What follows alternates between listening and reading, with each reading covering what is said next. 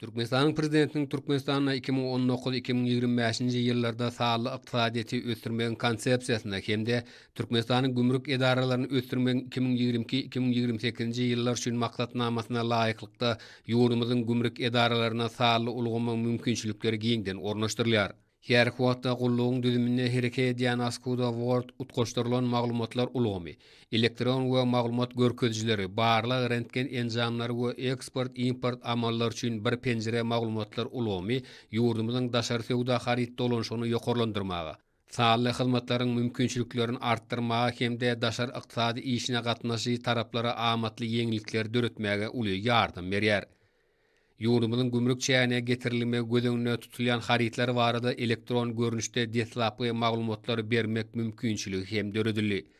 Türkmenistanyň gümrük çägine getirilmegi, şol sanyna üst geçirilmegi gözüňne tutulýan haritler barada elektron görnüşde berilýän detlaply maglumatlar gümrük edaralary tarapyndan resmileşdirmegi çatlandyrmak arkaly daşary sowda iş ýeňligini höwetlendirmäge göntürilendir.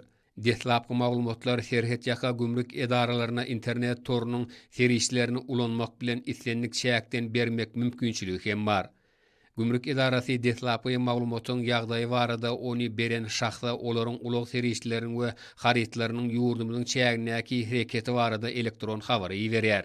Ýurdumyň döwlet gümrük gullugynyň serhet ýaka gümrük nokatlaryna detlapy maglumaty berilen haritler we ulak serişler üçin ýaşyl geçeýler we ol haritlaryň gümrük taýdan resmileşdirilmegi üçin daşaýjylara amatly bolan ýörüte belgilenen ýerler döredildi.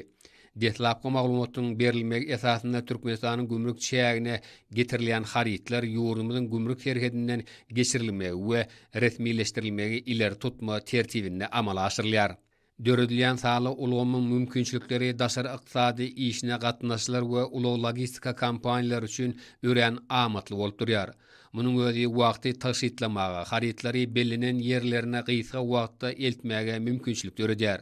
Bolsa haritlaryň eksporty, importy we ýurdumyň çäginden geçýän ulak üstaşyr möçürleriniň artmagyna, daşary sowda amallarynyň ýeňilleşdirilmegine uly itergi berýär.